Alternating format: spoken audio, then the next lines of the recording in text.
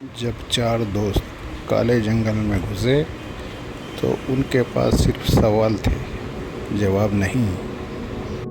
चार दोस्त गौरव, नीलेश, अंशु और रघु ट्रैकिंग के लिए एक जंगल की ओर निकले थे। उत्तराखंड का एक जंगल, नाम था काला जंगल।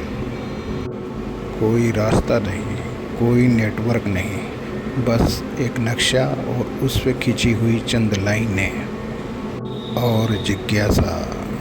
पास के ढाबे पर एक बूढ़ा चाय वाला उन्हें देखकर कांप उठा। उसने कांपती हुई आवाज़ में कहा, उस जंगल में जो भी गया पूरा वापस नहीं लौट के आया।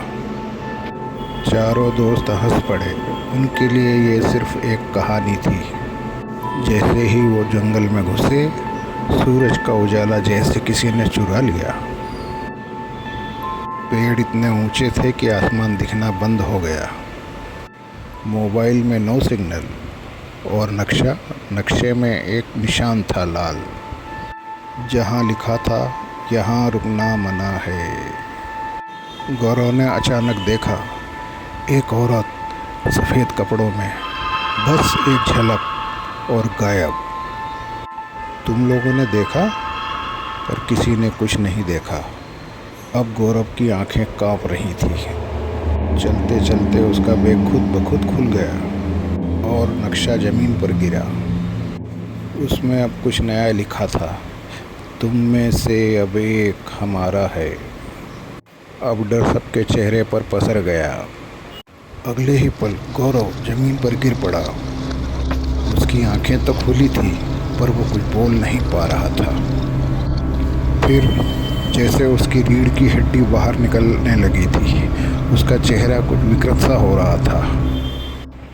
एक लड़की बिना आवाज़ किए सिर्फ देख रही थी उनकी तरफ, जलती हुई आंखें और बिना पलक झपकाए। नीलेश भागा, लेकिन पीछे छाया पीछा कर रही थी।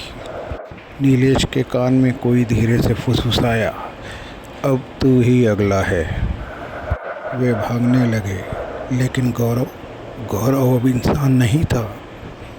उसकी त्वचा काली हो चुकी थी और आंखें दूध जैसी सफ़ेद। और वो मुस्कुरा रहा था।